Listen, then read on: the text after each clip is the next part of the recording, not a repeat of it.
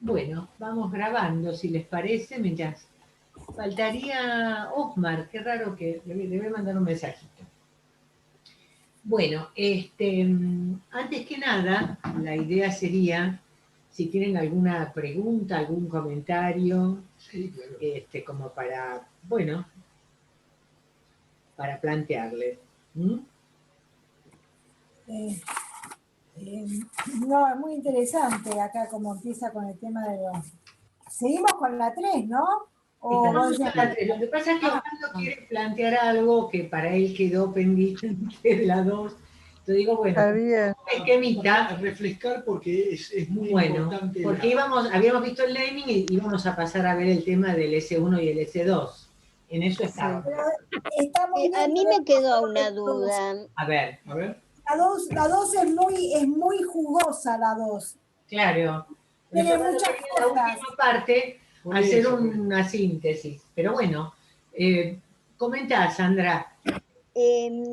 No, bueno, releyendo, me llamó mucho la atención cuando habla de la buena pedagogía. La buena pedagogía. La buena pedagogía, o sea, me llamó mucho la atención que se refiera a pedagogía, que use esa palabra, refiriéndose a ese anudamiento primitivo, ¿no? Como que el buen nudo primitivo, me llamó mucho la atención la palabra pedagogía, utilizado ahí. Sí. En el caso que sea bueno, habremos hecho una buena pedagogía, dice. En la clase 3 estamos. En la clase, sí. Por eso decía, porque en la clase 3... Sí. Por ahí no llegamos ahí, no, por ahí no llegamos todavía. Todavía no llegamos, me parece, porque está hablando de... O sea, es en la clase 3. ¿Qué tiene que aprender un niño? Es la pregunta. En esa parte de la clase... Ah, tenés razón. Claro. Ahí me acuerdo. Más adelante, el S1 y el S2. Pero estamos, porque está discutiendo, digamos, justamente, ahí medio uno se confunde porque está planteado no desde el sujeto, digamos, unitariado, sino el encuentro clínico, digamos. El encuentro clínico, por eso habla de la pedagogía, es decir, de cómo se hace una transmisión entre uno y otro. Pero eso lo vamos a ver. Sí, lo vamos a ver. Bueno, bárbaro. Bueno. Me llamó mucho la atención el uso de la palabra pedagogía. O sea, no la tengo pegada con el psicoanálisis. Claro. Creo que es un comentario irónico, en el sentido de que es lo que tiene que aprender alguien. Sí. Bien, sí, armar el nudo. Claro, porque tiene que ver con lo que efectivamente tiene que saber un psicoanalista. Concretamente, en esa parte de la clase, él, si uno se calienta o no con lo que dice el paciente, digamos, está hablando de eso. Si uno es lo suficientemente, digamos, es lo suficientemente incauto como para llegar hasta enloquecerse por lo que dice el paciente. Entonces, esa es la vueltita que él quiere dar. Bueno, pero es que Osvaldo quería comentar algo, bueno, que él estuvo pensando. Sí. No, volví a la otra vez porque quedó esto medio en el tintero, por lo menos creo que me parece que quedó. Sí. A ver. Bueno, dice, a su vez, la escritura no se efectúa en un espacio especular, digamos, menos especular que los otros. La escritura siempre es en el espacio del dos. Siempre la escritura, uno tiene esa idea de que se hace sobre el papel, sobre una superficie, y uno... Es decir, no hay una cuestión en términos absolutamente espaciales en el sentido aristotélico, ¿no? Es decir, en el sentido, digamos, de la cuestión de esa cuestión de ese espacio especular, de ese espacio en que uno, como dice, vamos a ver acá, como uno se imagina estar en el mundo. Es decir, es una cuestión totalmente especular, que tiene que ver fundamentalmente con la visión, no con la mirada. Entonces, dice, la escritura no se efectúa en un espacio menos especular que los otros, en el 2. Pero acá estamos hablando entonces, cuando dice no menos especular, porque está tratando de rescatar el valor que tiene la escritura de todas maneras. Entonces sería importante, diría Lacan, encontrarle una manera de escribir que esté más allá de la manera que uno tiene pensada la escritura en el plano. No sé si se entiende.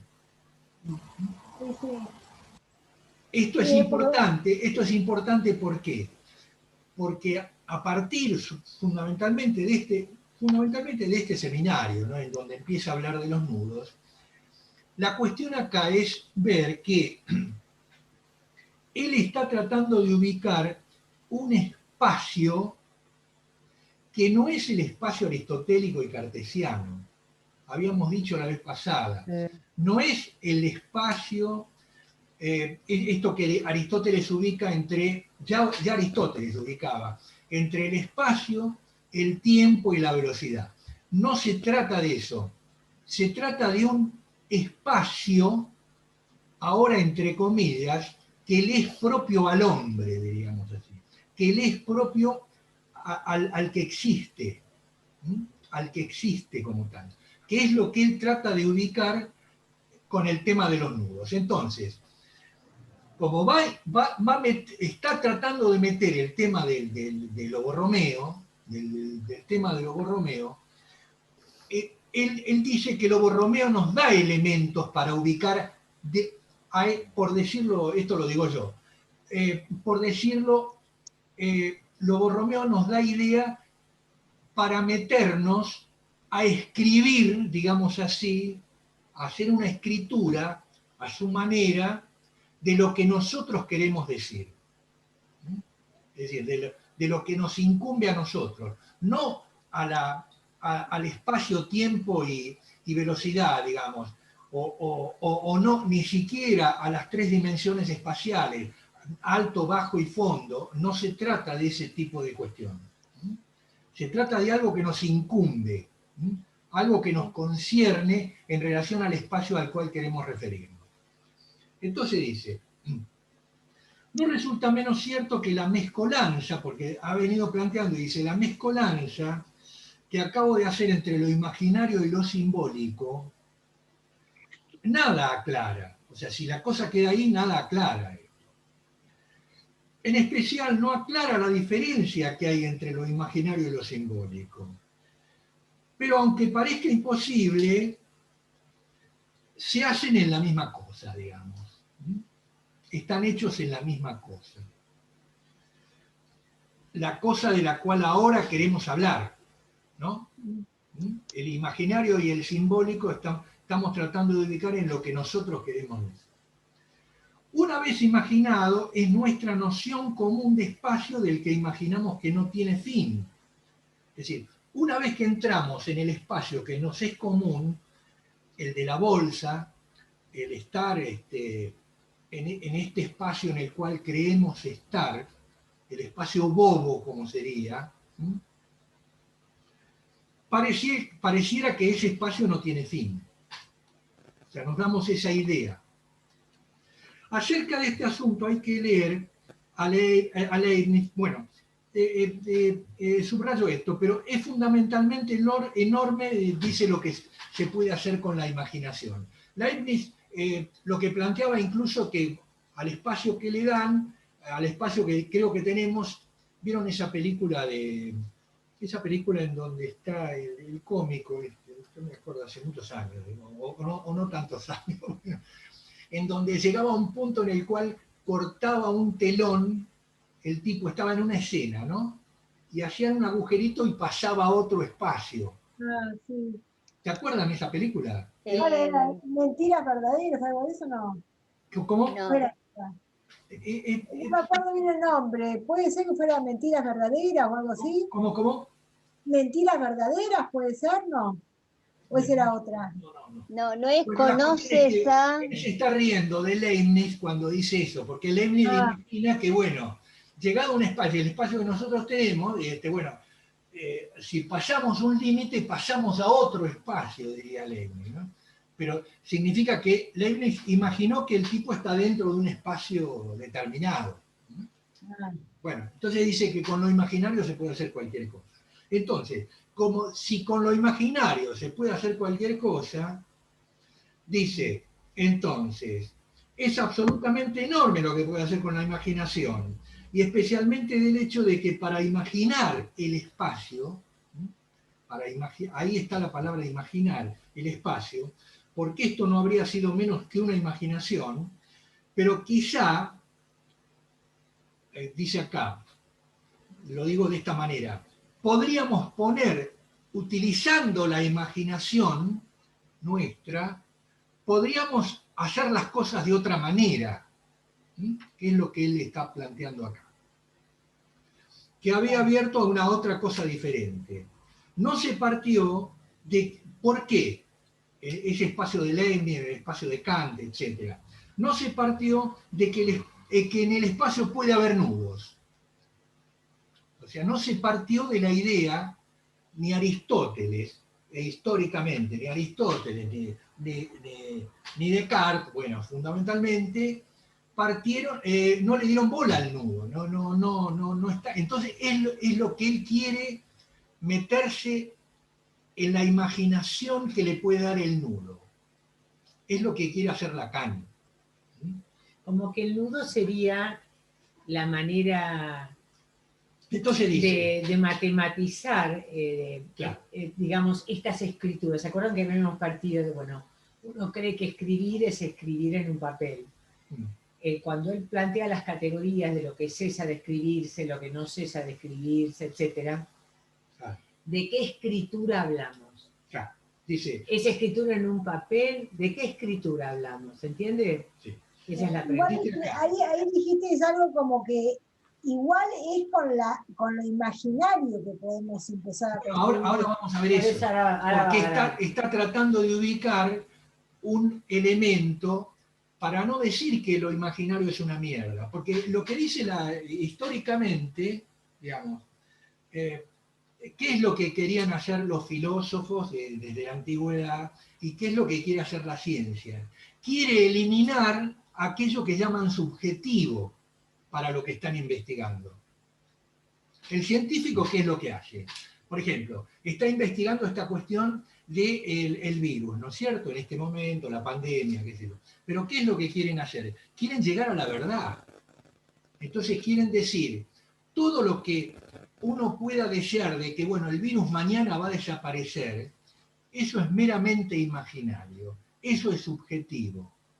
¿Se entiende? Entonces, como lo subjetivo, en este caso,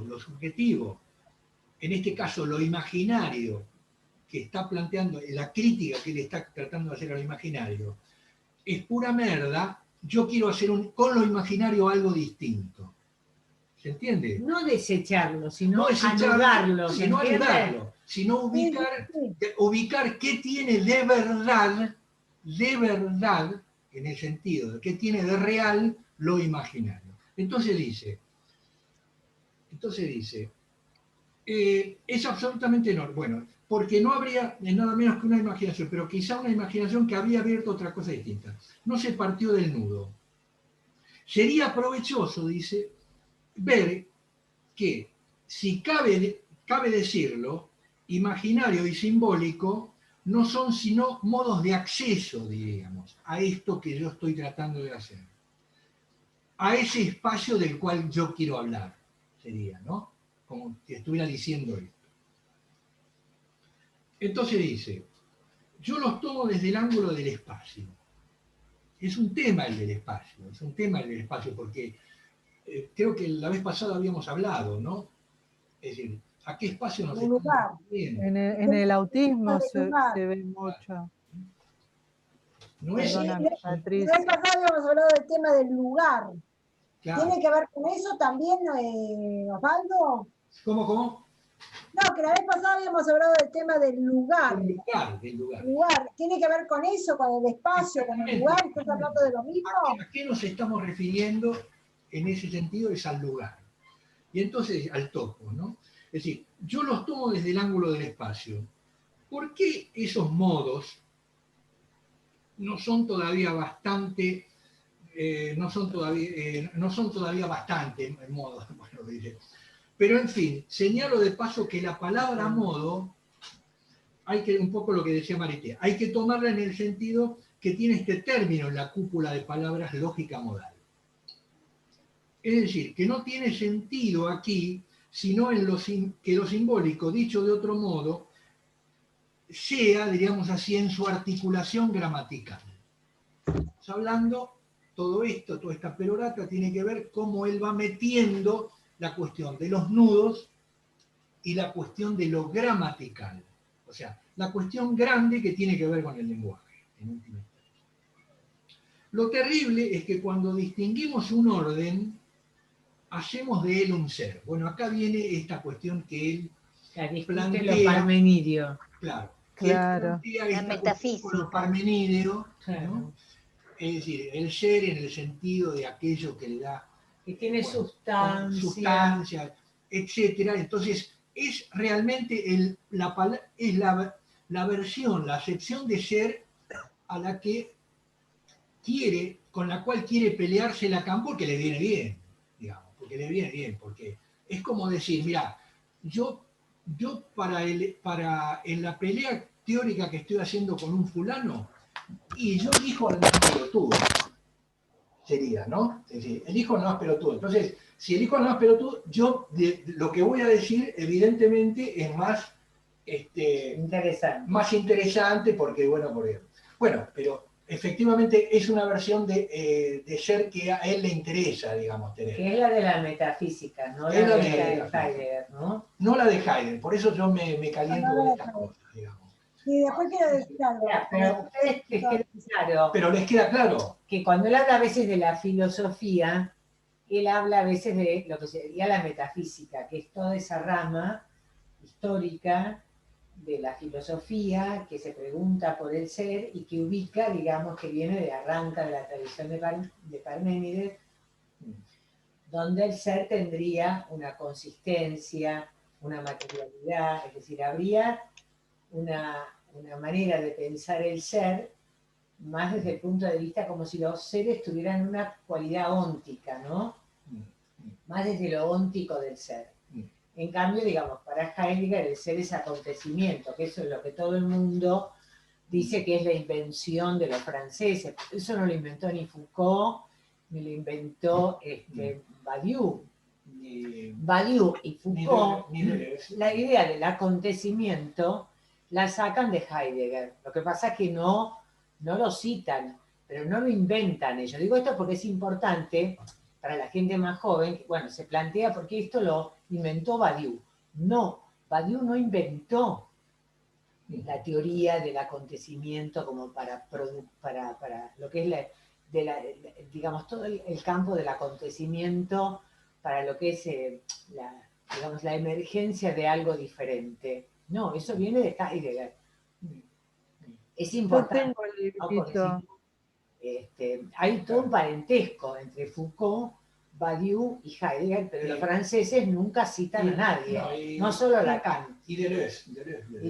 Digo esto para entender que no lo que pasa que, claro, ¿no? Bueno, qué sé yo. Si nos vamos más atrás a Spinoza también, ¿no? Exacto.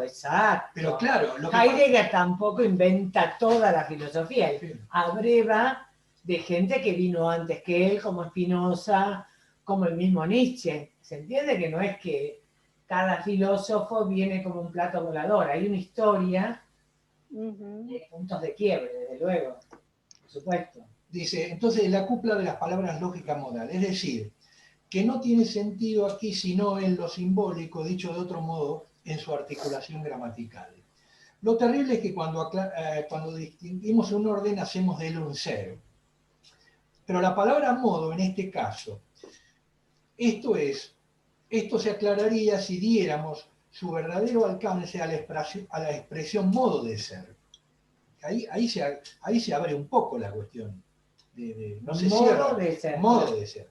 Ahora bien, no hay otro ser que el modo, justamente, ¿no? Es decir, la manera que algo tiene de ser viene, digamos, que algo tiene de ser, un modo de ser, viene del ser, pero ya habiéndose constituido en ente, digamos. Bueno, es medio...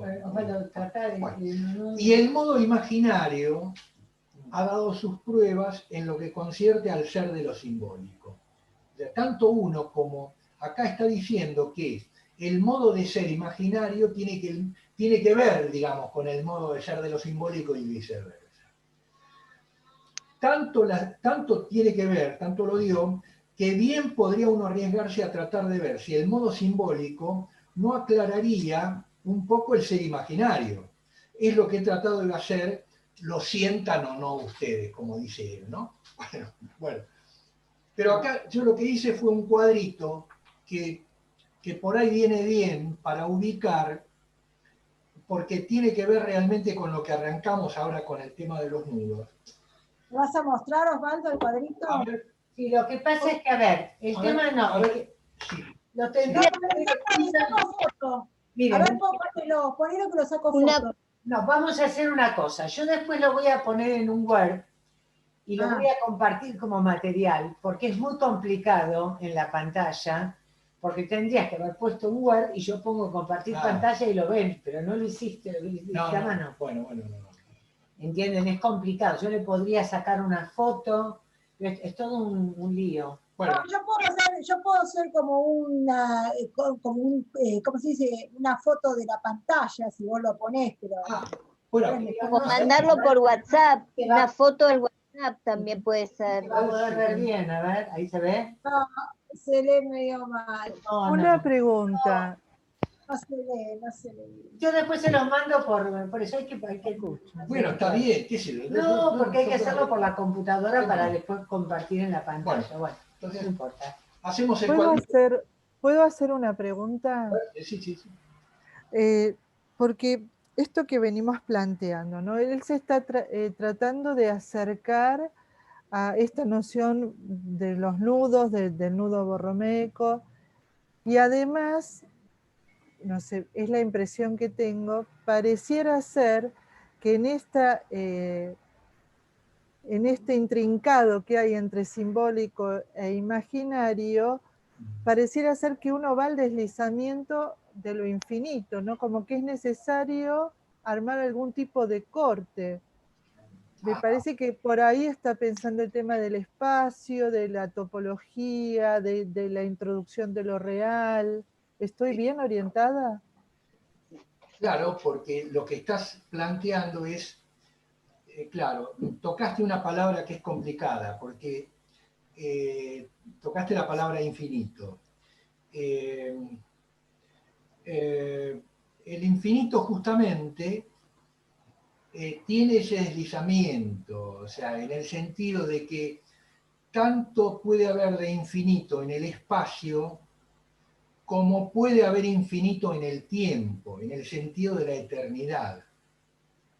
Y acá justamente estamos tratando de hacer, esto lo digo yo, a ver, como imagen para que se entienda, el conjunto o la burbuja de lo humano tiene que ver con una cuestión justamente finita. Es decir, algo que tiene finitud, algo que hasta el momento en donde aparece lo humano no existía. Es decir, tanto en lo físico-químico como en lo biológico, que serían las dos dimensiones anteriores, no existe la idea de la finitud, porque no existe la muerte, diríamos así. La subjetivación, ¿no es? Los animales mueren, pero no saben que mueren y continúa, digamos, la especie hasta que se termina. Pero no hay ninguna conciencia en el campo del bios, que es donde realmente, porque en el resto, digamos, está la desaparición, no la muerte, ¿no? y los cambios físico-químicos, no sé, se cae el asteroide y se produce la extinción de los dinosaurios. Son cuestiones de la... Pero no hay... Los dinosaurios no saben que desaparecieron. El tema de lo humano es que hay una conciencia, digamos, de la existencia y por tanto de la finitud, porque en realidad justamente lo humano es marcar como un corte en este infinito de la vida de las especies o del mundo de lo físico-químico, digamos, ¿no?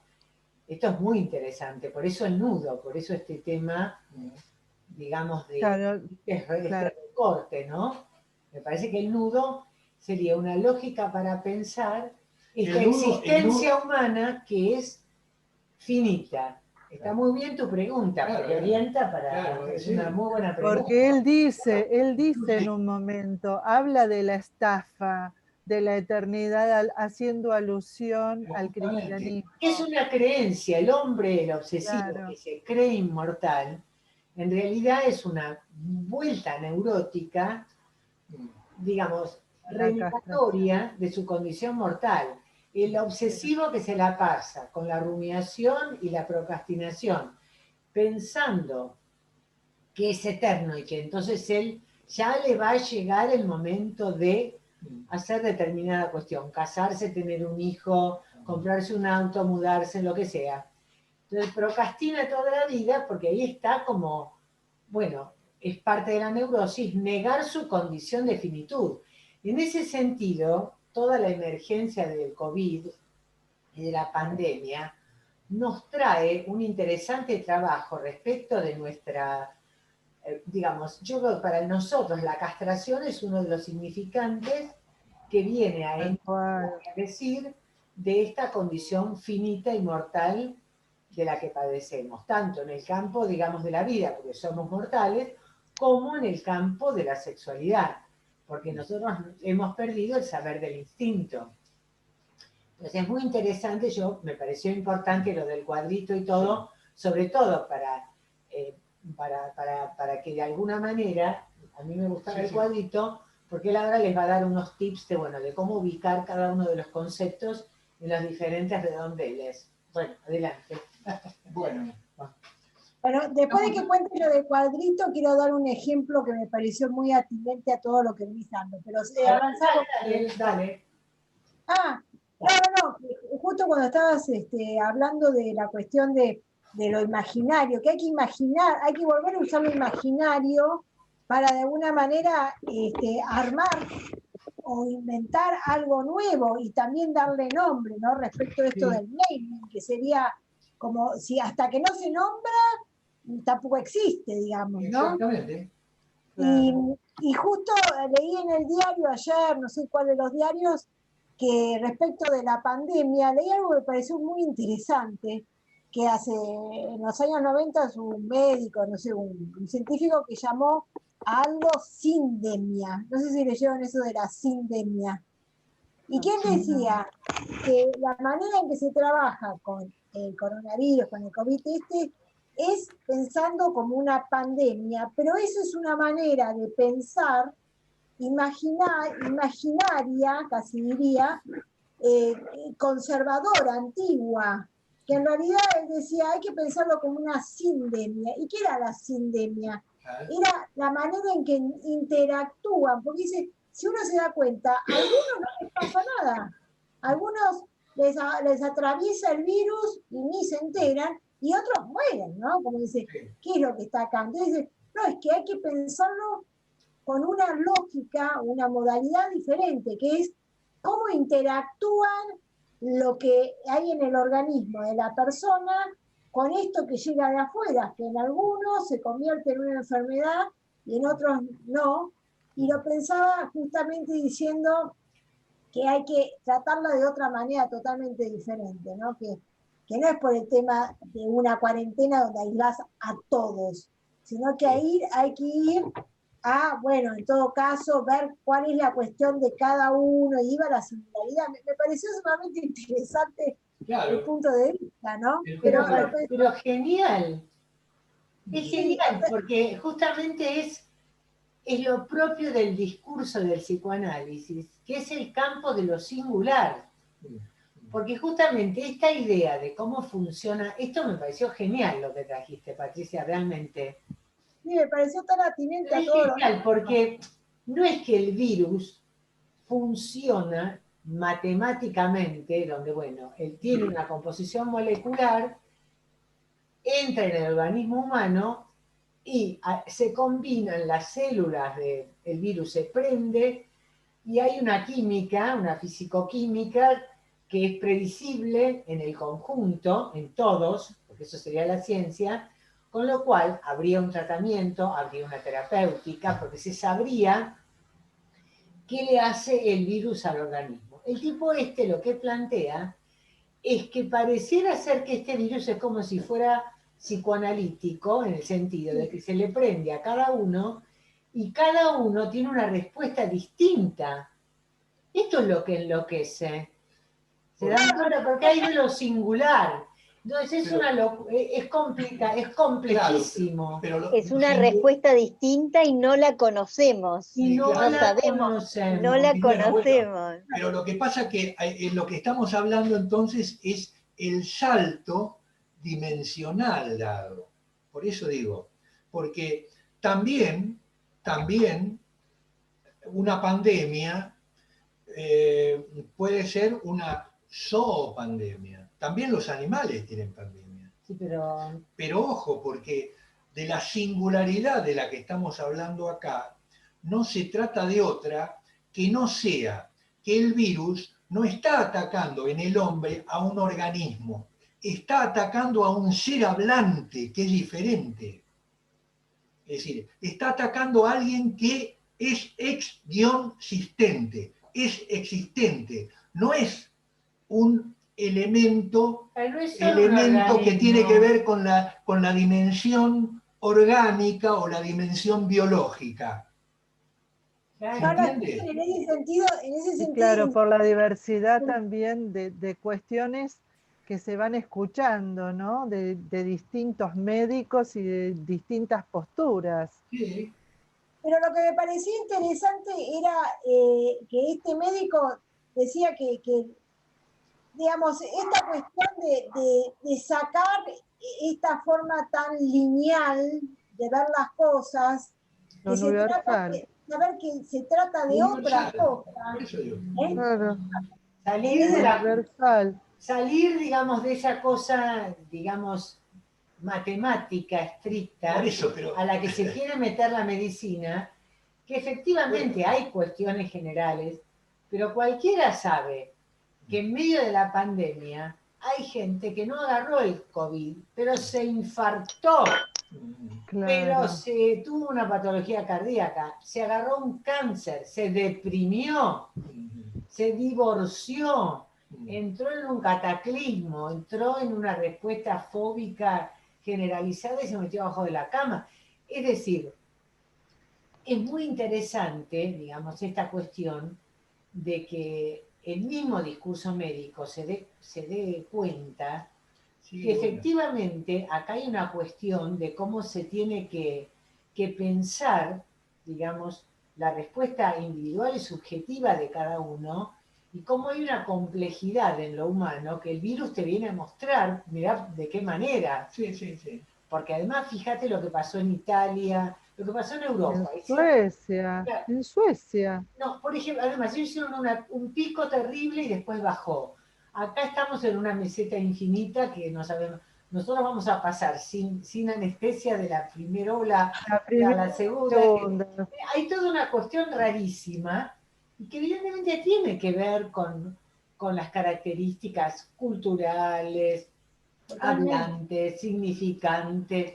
Hay un montón de coordenadas, es decir, es muy interesante esto que estamos situando, porque esta lógica, este modo de pensar, de salir de la causa-efecto, de ubicar la complejidad dimensional entre real, simbólico e imaginario, es un poco el objetivo. Por eso Osvaldo me decía que él quería situar este tema, porque realmente este es el eje de todo el seminario, entender que los nudos vienen a tratar de mostrar en Lacan esta insuficiencia, ni todo es Lo imaginario no lo es todo, lo simbólico no lo es todo, y lo real tampoco lo es todo en el hablante, sino que están, en el mejor de los casos, anudados.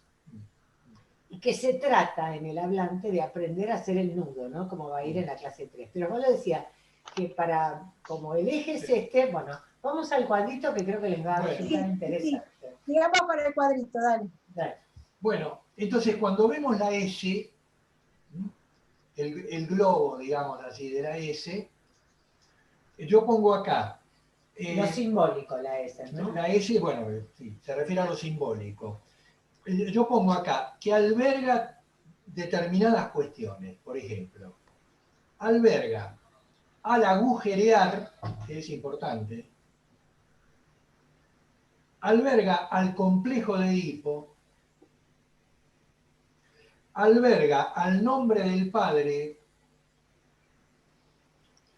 alberga al significante fálico, en el sentido de la Y mayúscula, Y mayúscula, alberga al inconsciente, alberga a la castración, alberga al nombre propio y alberga a la ley. Todos estos elementos son los que están como formando parte, así como una especie de enjambre, como de abejas que dan vuelta alrededor de eso que tiene que ver con la S de lo simbólico, en forma directa. La I, o sea, lo imaginario, ese globo, diríamos así, alberga al ficcionalizar, al imaginar, al ligar viene de la palabra legein del griego, ligar, pegotear, pseudofusionar, unir, eso tiene que ver con lo imaginario. Alberga al fantasmatizar, lo digo en términos de acción verbal, no digo el fantasma. El fantasma va a ser todo esto de lo que vamos a hablar. Pero el fantasmatizar tiene que ver, ocupa casi el mismo lugar que el ficcionalizar. Alberga al formar cuerpo,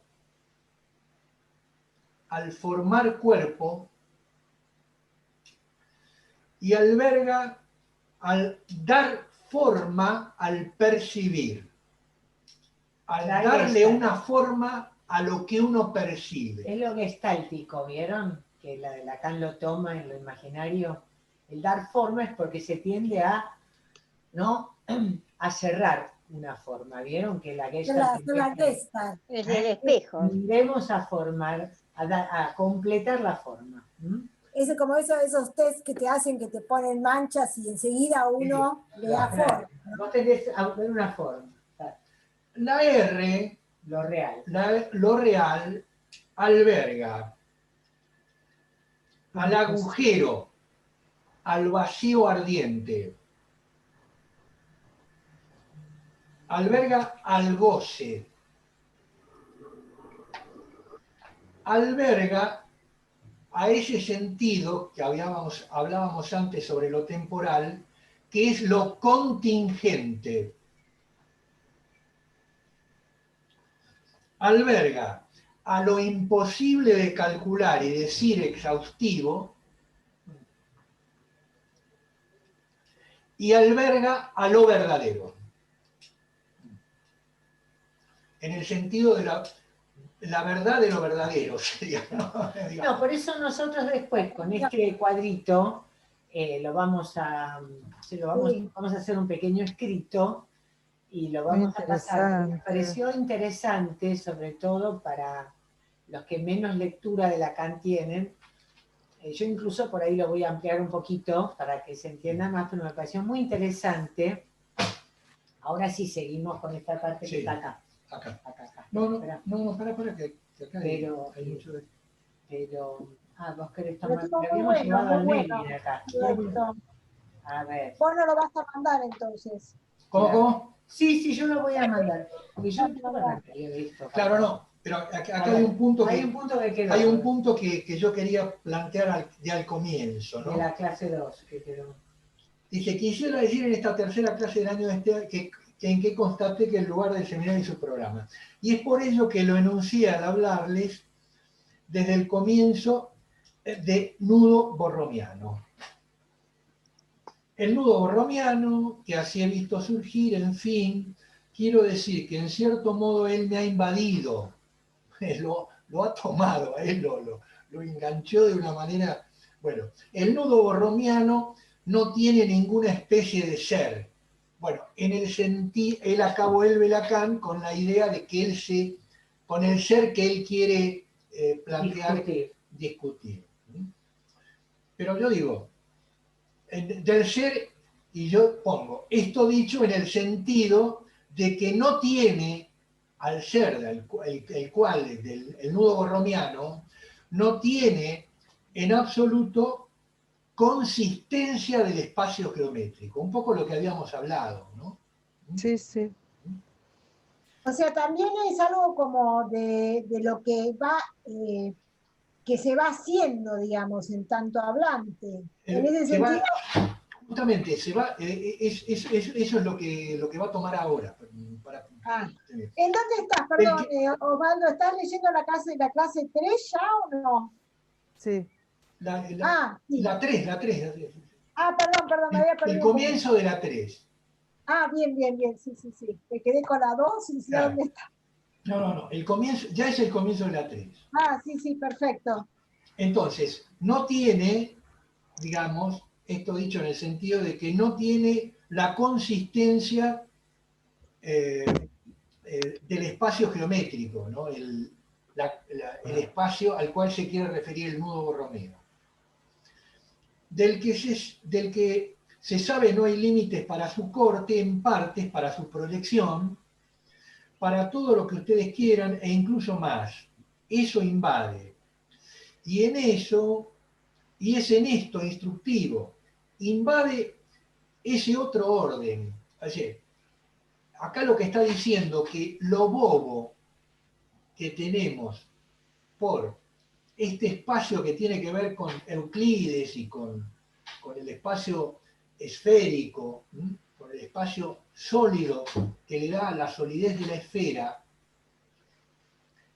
es medio como imposible de sacárselo de encima. Cada vez que nosotros pensamos o intentamos pensar en este espacio del cual habla Lacan, enseguida se nos cae y caemos de nuevo en Euclides. Siempre es así. Siempre. Pero hay que tratar de trabajar sobre esto. Él dice, por eso que invade. Y es en esto instructivo. Invade a ese otro orden del cual queremos hablar nosotros, ¿no? Estamos de tal manera capturados por ese modo de ser, digamos así, de lo imaginario clásico, por decirlo así, que cuando intentamos manipular el orden simbólico, siempre acabamos en él. En fin, recuerden la manera como se abordan los conjuntos. Y acá viene una crítica que a mí me parece muy interesante sobre cómo él está ya rompiendo con la matemática.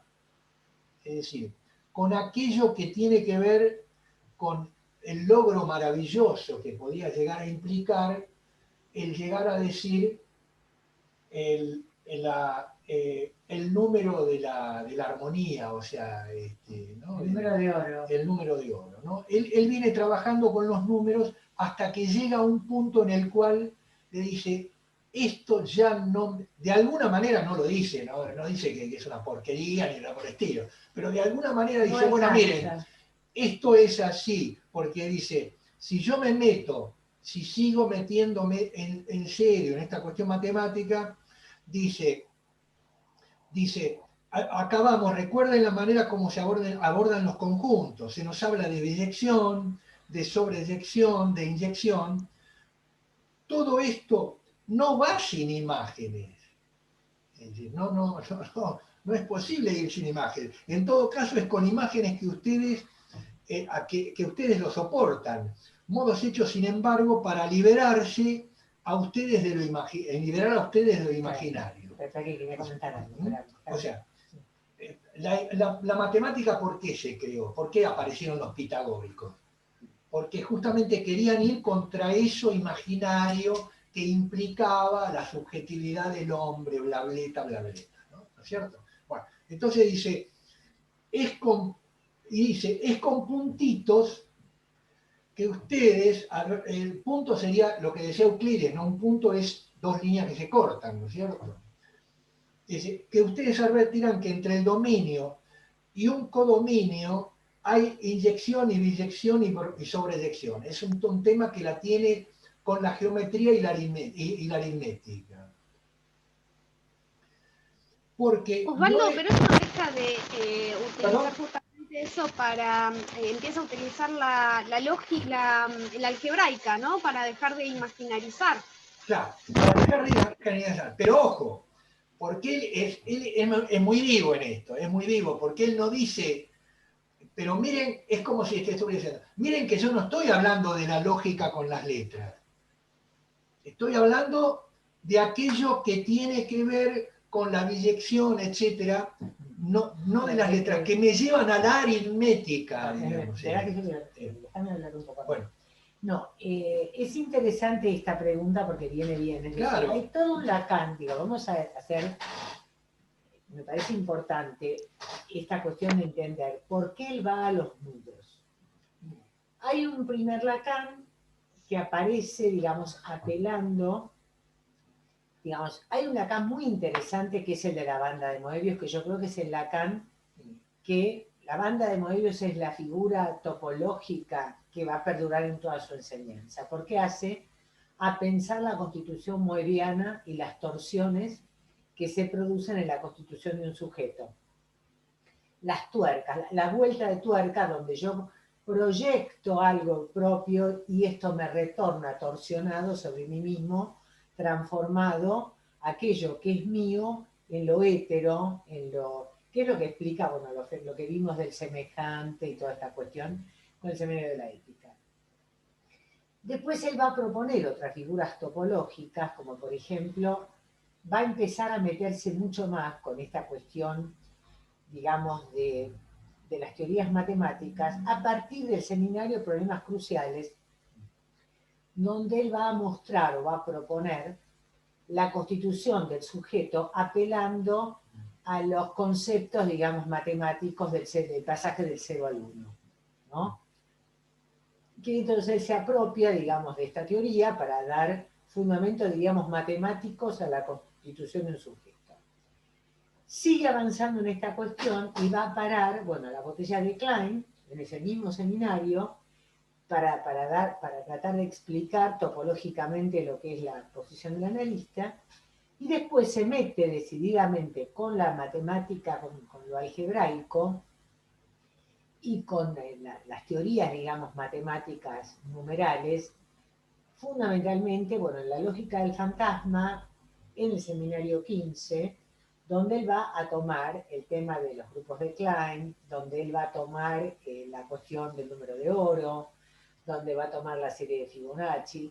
Entonces, a esa altura de Lacan pareciera que la matemática venía a construir lo que él llamaba un discurso sin palabras. Es decir, era posible sacarse de encima lo imaginario, las boludeces que la gente habla en una sesión, y se podía trabajar solamente con los cortes de sesión, porque en realidad todo lo imaginario que la gente venía a comentar, que se había peleado con la suegra, con el jefe, que chocó el auto, que quiere matar al vecino, todas esas cosas pertenecían a lo imaginario. Entonces uno podía avanzar en una comprensión lógico-matemática de ese decir, prescindiendo del imaginario. Eso es todo un tiempo de la enseñanza de Lacan que coincidió con estas barbaridades de la sesión corta, que creo que eran lecturas apresuradas de esta cuestión. Y de no historizar. Claro, no, porque justamente es como habían abolido un discurso sin palabras, se entendió que era un discurso, no una lógica, un entrecruzamiento entre simbólico y real, diríamos, una manera de poder logicizar el acontecimiento del goce del sujeto, sacándose de encima lo imaginario que tanto quilombo trae. Digamos, ¿no? Como que el imaginario era mala palabra. Había que ir al grano, digamos, de ahí de pensar la lógica, como si lo real pudiera solamente tramitarse por una vía lógico-matemática. Entonces uno, siempre está el chiste, se le preguntó una vez a Vaperón, habían ido a supervisar un problema de pareja, de un analista que estaba escuchando, no sé, una pareja, y él dijo que bueno, que eso era el número de oro. Como si esto, imagínese con la gente que lo viene a consultar a uno, que uno le conteste, mire, usted resuelve esta ecuación matemática y va a andar todo fantástico, ¿no? ¿Entiendes, no? Si hubo toda una idea, que bueno, es un poco la idea de pensar que en la matemática está ahí la panacea. Si uno aprende matemática y es bueno en matemática, es genial. Yo les digo, yo personalmente, lo que a mí me pasa, yo a mí la matemática me encanta, mi papá era matemático, así que me encanta, no hay ningún problema.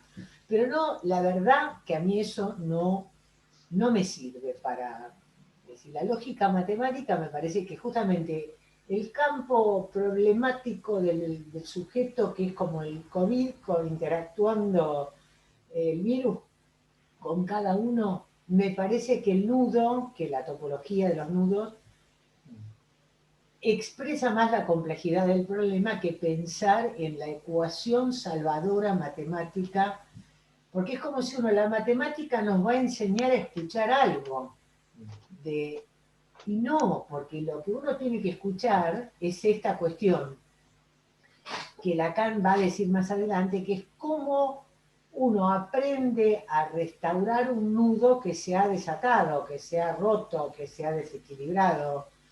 Cómo uno no puede acompañar a alguien a reconstruir una trama simbólico-imaginaria que le permita saber hacer con este real, con este goce que lo habita y que no sabe qué hacer con él. Entonces es mucho más interesante, para mi gusto, esta cuestión, y nos salvamos de todo el fárrago, de todo el grupo y el semigrupo de Klein, y el número de oro, y las teorías irracionales, y pensar que ahí tendríamos la posibilidad de saber hacer con los pacientes. Esta es mi discusión, es muy personal, ¿no? Una discusión larga. Pero bueno, nosotros pensamos esto. Bueno, otros piensan otro y es respetable, por eso estoy totalmente equivocada. No. Porque la verdad que uno no sabe a dónde lo va a llevar lo que uno... Pero uno como analista de tantos años está muy acostumbrado a darse cuenta que con lo único que contamos es con lo que se dice. Y por eso... Lo que se dice es la materia con la que trabajamos. No hay con lo que se dice y lo que se muestra ahí. Y nada más. No, lo otro es un trabajo más bien intelectual. Me parece que lo de la matemática es un trabajo más de un goce intelectual. A mí me pasa que a veces me pongo a escuchar las clases de topología y lo tomo más como un ejercicio mental. Después no lo puedo aplicar, no lo veo dónde aplicar eso en la práctica. O sea... Pero es que tampoco ellos te cuentan un caso clínico donde estas conjeturas pudieran escucharse. Si a mí viene alguno y me muestra, mira, vos aprendés, no sé, todo este tema matemático, porque vos fijate que en tal paciente yo hice esa intervención y pasó tal cosa. Yo no tengo ningún problema, no tengo ningún problema con la matemática, además, yo no tengo ni siquiera problemas de comprensión, que hay gente que te persigue, que no entiende, que le resulta raro, a mí no. Pero lo que nunca entendí es qué tiene que ver eso con lo que uno hace con alguien que viene a hablar. Pero, claro, Maritem, me parece, ¿no? En la clínica uno trabaja con lo que trae el paciente, después el resto podrán ser conjeturas, no sé qué uno hace. Sí, por eso digo, pero lo que pasa en la sesión es lo que acontece ahí, digamos. Después uno inventa. O sea, uno conjetura, pero es cierto que la conjetura, para mi gusto, hay que ser en esto, el último Lacan es muy estricto. Que se diga, ¿no? Es el acto fundamental que sostiene la experiencia. Y hay un escuchar, ese decir en relación, bueno, a esto que él va a proponer, de que ese decir, de alguna manera, es una respuesta que cada uno tiene respecto del goce que en sus dos coordenadas reales más fuertes, que son la sexuación y la muerte. Este es el punto, es decir, y esto no es una cuestión tan complicada como le pasa a los médicos con el COVID, porque como a cada uno se le inscribe, se le escritura su ser para la muerte y su condición sexuada, es absolutamente imposible de ser anticipado. Uno lo sabrá después. Pero en realidad cada uno viene traído por esas dos cuestiones, por el tema de la imposibilidad de saber sobre la muerte y el sexo. Eso ya nos lo transmitió el mismo Freud, de alguna manera, que son las dos cuestiones que son que no son en realidad ninguna roca viva, sino aquel material que viene alguien a deslizar y después todas las ramificaciones y arborizaciones y las contingencias que para cada uno tiene eso. Por eso, digamos, a mí me pareció interesante, pero sigamos ahora. Me pareció muy importante esto que hoy Osvaldo me proponía del cuadrito y de ubicar, porque es una manera de situar cómo se van en lo que uno escucha, ¿no? ¿Cuánto hay en ese decir de un intento de dar forma, de imaginarizar? Por ejemplo, ahora con los escritos para la pandemia, ¿no? Como uno intenta darle un sentido, ¿no? Yo, por ejemplo, tengo un escrito sobre la angustia en pandemia, no sé si se los pasé a ustedes, que está en la revista, en un libro que sacó Letra Viva. Sacó sí, lo pasaste, fue bueno. Sí, lo pasaste. Claro, porque la pregunta sería, ¿y uno por qué le da por ejemplo, hay toda una movida ecológica que termina a veces en una cosa religiosa? Bueno, el virus es consecuencia de la degradación del medio ambiente, porque nosotros degradamos el hábitat donde vivían estos pobres murciélagos, y al final terminaron los chinos conviviendo con los murciélagos, y los murciélagos lograron transmitirle sus lacras a los chinos, que fue lo mismo que pasó en África con los monos que supuestamente contagiaron de SIDA a los humanos. Entonces, eso que es una versión, después termina en una construcción religiosa. ¿Vieron? Cuando el hombre se porta mal, Dios, esta vez encarnado en los murciélagos, castiga. Entonces se dan cuenta que ahí hay toda una cuestión de dar forma, de dar sentido. De lo imaginario. ¿Se entiende? Ahí hay una manera. Entonces, esto ya es una respuesta. Entonces está la gente que, los ecologistas, los veganos, que dicen que ahí se demuestra cada vez más que esto tiene que ver con comerse a los animales, porque si no se hubieran comido la sopa de murciélago, nadie se hubiera contagiado. ¿Se entiende? ¿No? Viene toda una cuestión del sentido, de la forma, de la buena forma. Y está el tema, bueno, de lo simbólico en el sentido de, digamos, de alguna manera, de darle además a esto un correlato de dónde está el bien, dónde estaría lo bueno, dónde está lo fálico, dónde está lo valioso, después hay todo un discurso. Bueno, entonces los gobiernos tenemos que priorizar la vida, la salud, asignar dinero a eso. Eso es todo un discurso simbólico, sería, ¿no?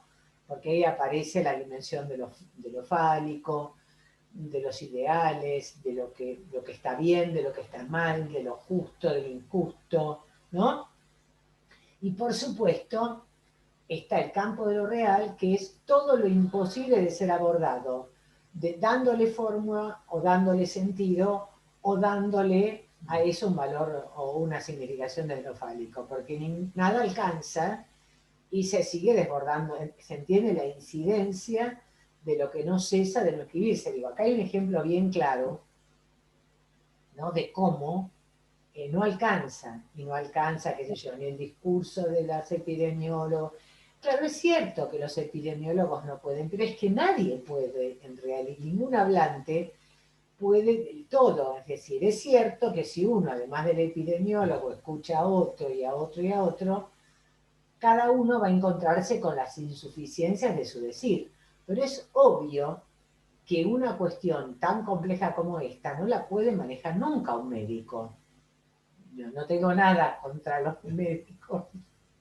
Él es médico. Yo lo que... No, por eso es tan interesante esto que dije yo de este concepto de sindemia, porque este concepto de sindemia, digamos, lo que pone ahí en evidencia es que siempre va a estar como, a ver, fuera de la línea de aquello esperable, ¿no?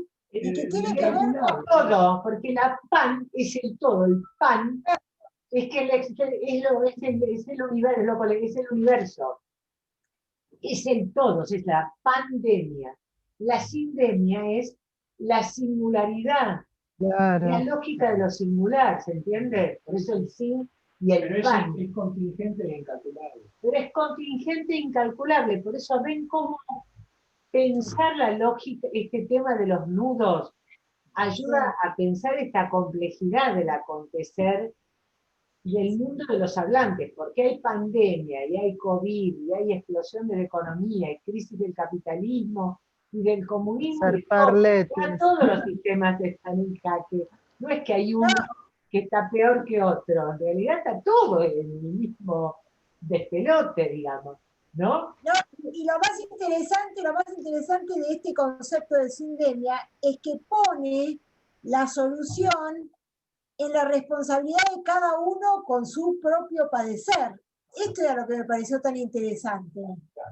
Bueno, como planteaba una mirada y un abordar esta problemática de otra manera totalmente diferente, bueno, más compleja. Pero ese tipo tiene una mirada nodal y psicoanalítica, por eso digo, evidentemente, por más que los psicoanalistas a veces no estamos a la altura, porque a veces nos ponemos a repetir, o a tomar posiciones por ahí ideológicas, y que es complicado, ¿no?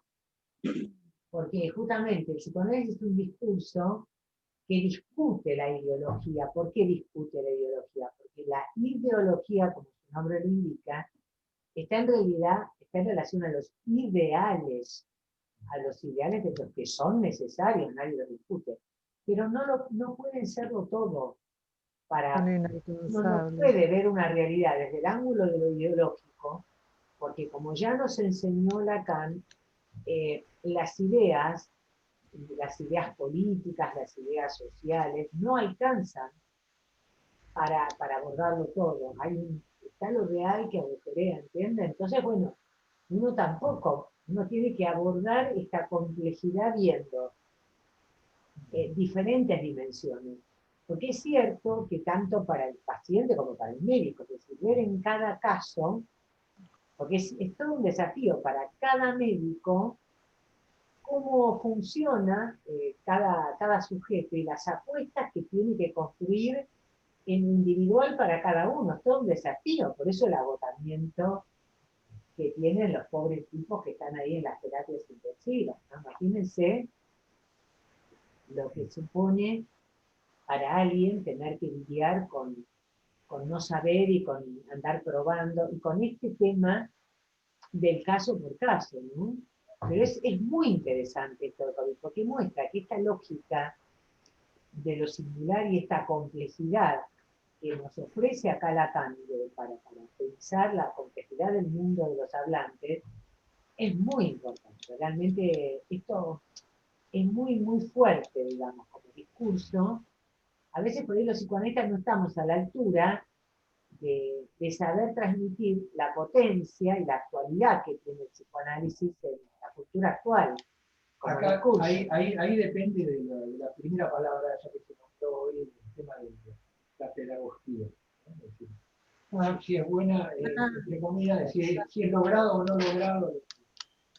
Pero bueno, sigamos. Bueno, y no. también yo estaba pensando en relación a cómo empezó él el seminario, cuando empezó planteando esto del discurso médico, el discurso religioso, el discurso del psicoanálisis, y cómo le empezó a dar lugar al ocultismo, a esto que no está tenido en cuenta en ningún espacio, ¿no? Que por ahí está más cercano a lo mágico, a esto que después él lo va a tomar como, no como creencia, pero sí como esta cosa de que agujerea, esta cosa que, bueno, ¿dónde está esto? ¿Quién lo contempla, no? Esta cosa de la que somos incautos. Por eso, justamente, creo que la mayor eficacia de las intervenciones en relación a esta sindemia o pandemia, como queramos llamar, tiene que ver por este tema de ser incauto de lo real, es decir, de ubicar todo lo que no sabemos y todo lo que tenemos que aprender a anudar desde este lugar de no saber, porque acá en realidad está todo el campo, digamos, de lo real, como esto que decía Osvaldo, como aquello que viene a agujerear lo sabido, lo pensado, la buena forma, lo conocido. ¿Qué hacemos con eso? Y tenemos que ser incautos de eso. Porque si creemos que lo vamos a manejar de taquito, con tal o cual cosa, como el loco de Trump, que él pensaba que no, que era... Lo de Trump es ¡Qué loco! Claro, un loco. Porque claro, era además como todo Es loco una locura. que está fuera de la castración. Incluso él después se pone, no, lo de Trump es una joya, igual que Bolsonaro, porque además los dos locos que creían estar fuera de la castración, Bolsonaro. ellos están más allá de esta boludez de los otros, que los que se enferman son ellos, no. Finalmente se enferman, no, es una cosa maravillosa, porque realmente hay una cosa, justamente el más imbécil es el que más cree saber, el que menos incauto es. A mí me quedó una duda. A mí me quedó una duda, ya que estamos hablando de los incautos. Recuerdo que la primera clase que yo me enganché, pues yo no empecé enseguida con ustedes, que Osvaldo había dicho que el no tiene que recaer sobre el verbo, que no es lo mismo decir los no incautos yerran que decir los incautos no yerran. Y yo me quedé pensando en eso y me cuesta pensarlo esto, ¿no? De que no recaiga sobre el verbo. Claro. No. Es que en realidad lo que pasa es que, digamos, que no recaiga el no sobre la potencia del verbo. Lo cual no significa que porque yo sea incauto no voy a errar. No significa errar, eso. vamos a errar. El tema es que es seguro que si yo creo que yo lo hay sé... garantía, no hay garantía, pero ojo, porque si vos decís, digamos, ¿no? Digamos, es una frase, ¿no? Es una frase que está por acá. Es una frase que está por acá. Es decir, para que sea posible que el no incauto no sea no incauto, para que sea posible que el no incauto no sea no incauto, tiene que haber algo más. Tiene que estar en el orden del 3, en el orden donde incluye a lo real. A lo real. Que es incalculable y no hay garantía. Por eso la clase, esta clase que va lo que para hay este que ser lado. incauto es en relación a lo real. Por eso digo, Claro. cuando uno queda atorado del saber, por eso esta es la parte de la clase. Aunque como termina la clase, ¿no? Digo para ubicar en esa parte, cuando habla de lo que pasa que incluso incluyendo esta cuestión del ocultismo, al cual Freud la repugnaba y decía, no, pero eso es anticientífico, eso es una porquería, ¿quién puede pensar en... No, lo que pasa que Freud, aún oponiéndose a eso que sería absolutamente fuera de lugar y fuera de la verdad y fuera de lo verdadero y fuera de lo y fuera de lo científico, digamos. Él, no obstante, está su propio nudo hecho de tal manera que alberga lo real. A esa altura está Freud, a esa altura, que puede tomar lo que sea, digamos. A mí me parece increíble. Esto. Él no se detiene frente a nada. Él no, pero además cuando él... Con lo más insostenible, ¿no? Pero claro, porque él cuando está diciendo, no, miren, yo no puedo ser tan anticientífico y tan ignorante y tan orangután, qué sé yo, ¿no? De no creer que la cuestión, por la cuestión del padre en términos impolutos y casi religiosos, porque la idea de él va directamente ligada a la idea del padre con Dios, ¿no? Es decir, ¿no? Aunque él diga y sea absolutamente imponga, trate de poner en su discurso que él es absolutamente, digamos, no incauto sobre eso. Aquel que diga que Dios no existe, por decirlo rápidamente, lo quiero decir yo, es un tipo que está absolutamente equivocado. No existe eso. Él lo dice con toda su furia, pero lo que él, por lo que descubre, él no puede negar o no podría negar de que está tomado por un nudo de 3. Está tomado por un nudo de 3. No puede haber dejado en el zaguán de su casa a lo real.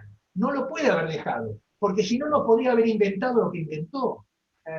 Sería un científico como cualquiera de los que conocemos. Porque Freud justamente lo que ubica es esta pregunta como del científico que se pregunta por la sindemia y no la pandemia.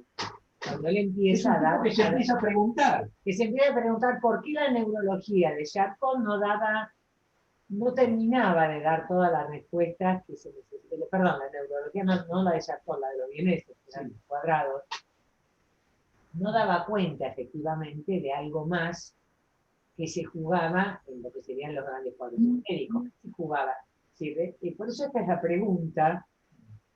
Y en ese sentido, en esta parte de la clase, yo lo que quería puntuar es justamente que él plantea la cuestión del saber y del S1 y del S2. ¿Se acuerdan que él decía que la verdad solamente se puede decir a medias? A medias, sí. Porque evidentemente, ¿por qué? Porque si lo real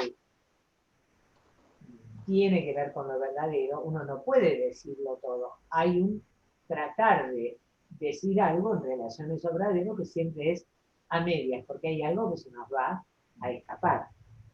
Él dice olor a verdad. El olor a verdad. La referencia a la verdad. De eso no te puedes correr. O sea, hay olor a verdad, pero no es la verdad en el sentido de que ahí está toda la verdad, sino que además, como él va a decir, es una atribución verdadera a un decir. Alguien dijo tal cosa, eso que dijo se acerca a su verdad. No es que la verdad, como serían las verdades del oráculo, no Claro. Se trata de eso, ¿no? Entonces, lo que él va a plantear es que para él, el lenguaje, es decir, lo único que podemos, nos vamos a acercar a alguna verdad a través de palabras, ¿no? Porque somos hablantes. Y entonces, él va a decir acá, nunca dije que el lenguaje fuera saber. Se aceptan recordar algunas de las cosas que escribía en el pizarrón en la época en que tenía fuerzas para ello, dijo que el lenguaje es un efecto de lo siguiente, de que hay significante uno. Bueno, eso hay que ampliarlo, ¿por qué? Porque ahí cuando dice significante uno, ahí por lo menos yo pondría directamente puntos suspensivos y pondría nombre del padre y pondría significante fálico, es decir, significante, digamos, la Y mayúscula. Es decir, cuando se habla de significante uno, es aquel que pone en movimiento la pelota, digamos, por decirlo así. Es el que da el puntapié inicial. Antes ya había dicho que para dar un punto, si lo quiero poner en términos temporales, yo no puedo tampoco, decía, ¿no? Anteriormente decía, no puedo eliminar el punto. ¿Se acuerdan que él estaba, bueno, esto venía encadenado a una cuestión anterior que él había dicho que con la cuestión Borromea yo quiero eliminar el número, el punto euclidiano. Y estoy hablando de que si hay algo que se produce, una cuestión en donde hay entrecruzamientos, por decir así, de las consistencias, hay entrecruzamiento y hay anudamiento de la consistencia, entonces no puede haber un punto en el sentido geométrico de la palabra, sino que hay un espacio de calces que hace las veces de ese nudo, y hace las veces de ese uno, y hace las veces de ese punto del cual quiere partir. Ese tampoco, yo lo con el rasgo unario también. Bueno, por eso, cuando él quiere, bueno, en ese punto él tiene que ubicar el uno, esto es lo que dice. El uno ahí es el rasgo unario, también. O sea, se parte de ahí. Por eso digo, a partir de esa primera inscripción, que no es un punto, por decirlo así, no es una pero es un inicio en el sentido temporal de la palabra. O sea, algo es un inicio a partir de esa inscripción. Ahí se anota uno. Y lo interesante es que él va a decir que no es que el S2 hace cadena con el S1. Eso está bárbaro. Sino que esto es muy importante porque es una cosa sofisticada para entender que el S2 es la respuesta de cada sujeto a esa primera marca que lo constituyó. Por eso el sujeto, ¿se acuerdan de dice está en el intervalo? Sí. ¿Querías preguntar algo, Delfina? Sí, no, por eso pensaba en esto de ser incauto de lo real, ¿no? En esto de poder albergar algo de lo real y tener cuidados nosotros, los que nos ubicamos como analistas, si somos verdaderos analistas, de no poner ese S2 ahí que viene a atorar, ¿no? Justamente hablando de topología, ¿no? Porque recién hablabas de atorar y lo primero que se me viene a la mente es justamente la figura del toro. Claro. En este anudamiento neurótico, ¿no? Si nosotros respondemos con saber o con la demanda del paciente, ¿no? Como que se me viene eso a la mente, ¿no? Es como que suturamos, ¿no? Y ahí no estamos siendo... Claro, porque el S2, Lacan después, en los 4 discursos, el S1 era el significante amo, por eso Osvaldo lo ubica, que es el amo en el punto del origen, del comienzo, de lo fundante. En ese sentido, es amo el S1. Y en el S2, él, en el Lambert, lo llama el saber.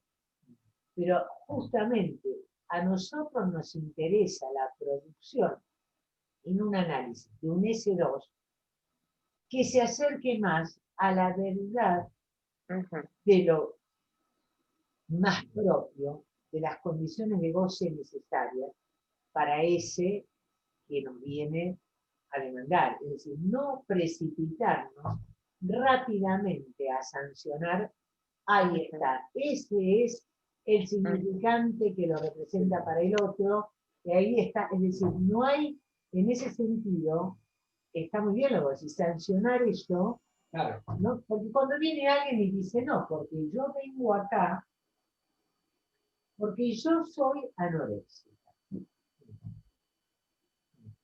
Ahí hay una nominación, ¿no? Volviendo ahí, que en realidad vendría a representar para ese sujeto, si uno lo piensa en esta lógica, ese significante anorexia la representa ella para el primero. Y uno se preguntaría, en ese nominarse, ella está identificada a este síntoma. Con lo cual, lo más importante sería decir, es que existe la anorexia como entidad, como ser, o es que uno tiene ese problema. Uno es anoréxico o uno tiene un problema de alimentación. Claro. ¿Se entiende la diferencia? Parece una tontería. Pero cuando alguien viene que es adicto, que es anoréxico, que es lo que ustedes, fóbico, ansioso, lo que quieran poner ahí, panicoso, hay gente que se presenta, yo soy pánico, es justamente esta idea de no sostener la cadena, lo que vos decías, Delfina, no atorar, él ahí está atorado, porque él responde con esa nominación y ese S2 a lo que él cree que le demanda el otro en su estatuto fantasmático. Él cree que con la anorexia, siendo anoréxica, responde al deseo de la madre, o no, o sí y no a la vez, no importa, pero está en relación a lo que él construye como fantasma, en relación a lo que el otro querría de él, o no. Entonces, la tarea de uno es justamente hacer vacilar y abrir esta cuestión, ¿no? De que realmente no sabemos qué querrá decir esta nominación de la cual se apropia y está colgado, porque por ahí no se trata de ningún ser. Bueno, justamente, viene este ser, por eso yo quería retomar esto, porque este tipo de ser es el que le viene al pelo a Lacan para criticar, digamos, a la metafísica, digamos, Claro. En el sentido de dar consistencia, digamos, a esa palabra, ¿no? Claro. ¿Entendés? O sea, claro, porque los conductistas le dan consistencia. Bueno, claro, el tipo que es fóbico, entonces vamos a sacarlo, claro, ¿no? Porque hay como un ser ahí. Y justamente la apuesta del análisis es decir, bueno, esta persona está, vamos a llamar, identificada a este síntoma, ¿no? Uno diría, bueno, por ahí habría que abrir el tema de situar, un dejar caer esta nominación, un ponerla en cuestión, y siendo totalmente incauto respecto del sentido que tiene esto, porque realmente también, claro, porque si es anoréxico es porque tiene una fijación oral, porque es el deseo de nada, porque está en una relación de estrago con la madre, la verdad no lo sabemos. Tampoco hay que apresurarse respecto de lo que sabemos como analistas. Es cuestión de respetar y de poner a hablar esto, ¿no? Por eso digo, el S2 es a construir en el análisis, como bien lo dice en el 17, producir un saber, en el discurso del analista, que esté en el lugar de la verdad, es decir, que se arrime a la verdad de goce, a lo verdadero del goce, que habita a ese sujeto, no al que nos parece a nosotros por teoría. ¿Se entiende? Es decir, ver ¿De qué se trata? Los otros días nosotros vimos una presentación, un caso muy interesante de una colega que es muy amiga nuestra, que es Patricia Bertel, que presentaba el caso de una paciente de ella que se cortaba. Era muy interesante ver las vueltas, ¿no?, que ella daba para sacar a la paciente de este modo de presentación que tampoco era dicho, pero que de algún modo es como si los cortes oficiaran, ¿no?, de un modo de representarla a ella para el otro, ¿no? Porque ese primero siempre es el significante, esa marca que realmente nos viene del otro, y a eso respondemos, ¿no? Por eso es alienación, separación, y por eso evidentemente la construcción del fantasma. Entonces, ¿cómo se va, digamos, dejando caer esa cosa coagulada, atorada? Muy bueno lo de Delfina, muy interesante el atoramiento, esta cosa cerrada del todo, ¿no?, que se da siempre vuelta, demanda y se dan todo vuelta y nunca se puede pasar a otra cosa, ¿vieron? Siempre una vuelta que el caballo da la vuelta en el picadero y es lo mismo, ¿no? Uno no va, es espantoso, ¿no?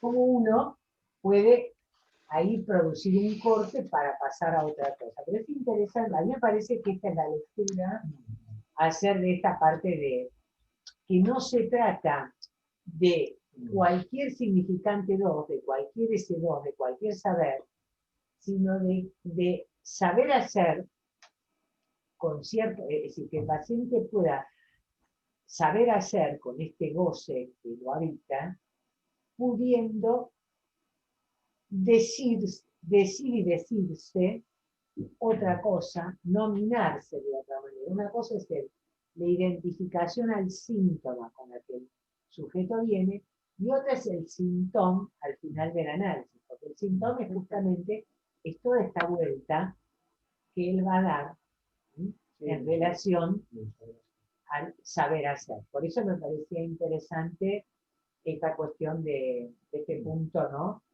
de la clase, porque bueno, no sé si ustedes... Y después, bueno, está la cuestión, digamos, del pasaje... Una pregunta. Yo tendría que ir saliendo de la reunión porque tengo ahora que atender. ¿Se puede ir cerrando? ¿Hasta cuándo hacemos la reunión? Porque yo son las... Podemos ir cerrando, si les parece, porque yo creo que de la clase me falta... Pero queda. Quedan, bueno, está bien. De todas maneras, el tema es que no vamos a agotar. ¿Cómo? Sí, sí. No, terminemos entonces. No. La idea que, digamos, yo tenía, digamos, como para ir avanzando un poco, es que, bueno, el meollo de la clase tiene que ver con esta cuestión, además de insistir en el pasaje de la lógica, de lo dual a lo ternario. Esta cuestión de las tres dimensiones y del mismo borromiano.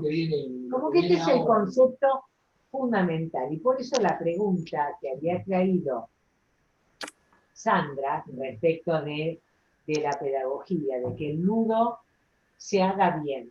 ¿Bien en qué sentido? En el sentido, digamos, de que se pueda hacer, se construya el nudo al modo borromiano, ¿sí?, donde si alguno se corta, se deshilachan los tres.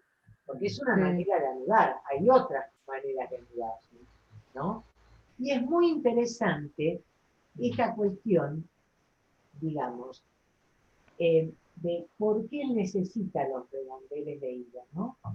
Necesita el redondel de hilo porque justamente el redondel de hilo es un toro que se puede cortar, ¿sí?, y se puede volver a anudar, ¿no? Esto es lo interesante.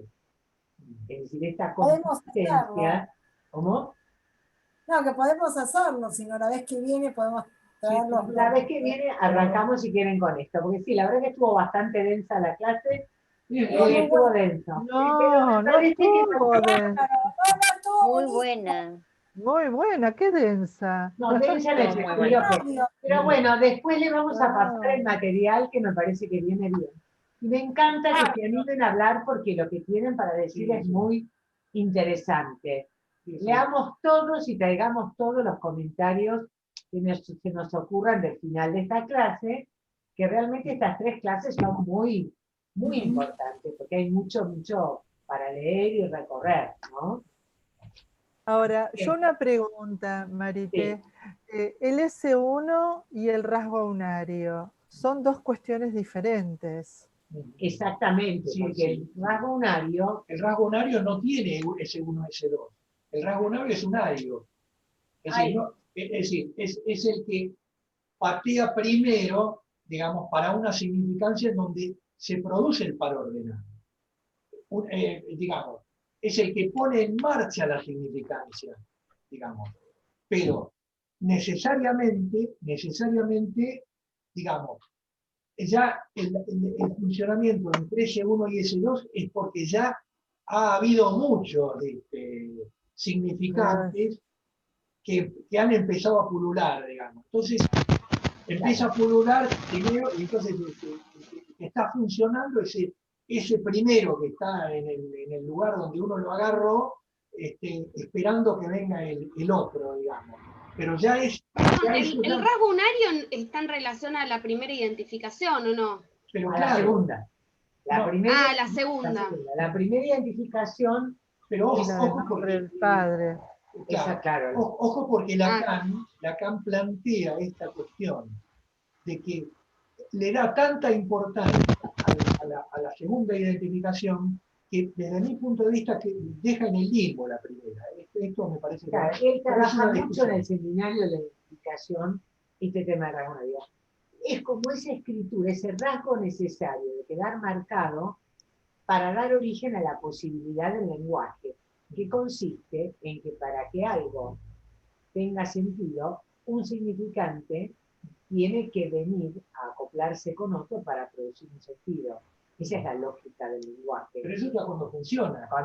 Por eso, ahora, en el sujeto hablante, ese movimiento de creación de sentido, es que el sentido que se produce en el decir lo tiene que representar a él y a su goce. ¿Entiendes? Sí. Entonces hay cuando uno habla de rasgo aunario, habla de cómo en el hablante se instaura un primer significante que da origen a la posibilidad de hablar, de meterse en la significación, ¿no es cierto?, en el poder hablar, poder apelar, ¿no es cierto?, a todo lo que tiene que ver con las oposiciones fonemáticas, la producción de sentido, claro, etc. pero... Y el S1 y el S2 tienen que ver con específicamente en cada sujeto cómo él responde con su significante, digamos, con el S2, a ese significante amo que es el que lo marcó primariamente. Es decir, están emparentados, no son lo mismo, pero hay un emparentamiento. Porque no hay S1 si no hay rasgo aunario. Claro. Como dice ahí, si hay todo esto de que hablamos, toda esta significancia que tenemos, todo este enjambre de significantes, es porque hubo un significante uno, que en realidad no es significante, por eso digo, no es marca. El uno del rasgo. Claro. Es algo, perdón, es algo que lo causa. ¿Cómo? Es como si algo anterior, digamos, produjese una causa. Claro. ¿Por qué? Y cuando hablaban de eso me acordé de Aristóteles, o sea, sí, me venía la idea del primer motor inmóvil de Aristóteles. Sí. Hay algo que tiene que ser causa para que ese primer motor mueva al S1. Bueno, pero entonces ahí tenés que, pero por eso tenés que poner ahí, fíjense, tenés que poner al A primordial en ese lugar, tenés que poner al A primordial que está en ese vacío ardiente, digamos, sí, que tiene que ver con aquello que se ha podido, digamos así, meterse como dimensión, taladrando, digamos, la dimensión biológica, ¿no?, taladrando al viviente, tiene que haber un A ahí que es el A primordial. Y el A primordial tiene que ver también con lo que es el phi mayúscula, el falo, el significante fálico. ¿Por qué? Porque la significancia se instala como una significancia de significantes fálicos, pero que apuntan a ese falo que falta. ¿Se entiende? Una cosa es aquella A primordial que hace agujero, y otra cosa es el phi mayúscula, que es el que falta y hace significancia. Claro. No sé si se entiende. Porque también esto habría que pensarlo desde el nudo, ¿no? El A, fíjense que Lacan lo escribe en el empalme de las tres consistencias. Y todo el campo, digamos, de la significación fálica está en el entramado entre real y simbólico. Pero eso lo vamos a ver más adelante. Bueno, dejemos acá porque si no... Lo que quiero decir, el nudo Borromeo, es ya que ahí ya está funcionando la significancia. Ya, porque está nudada. Ya hay nudo entre real y simbólico. ¿Entiendes? Bueno, chicos, después les paso la grabación. Besitos. Bueno, muchas gracias, muy linda. Gracias. Chao.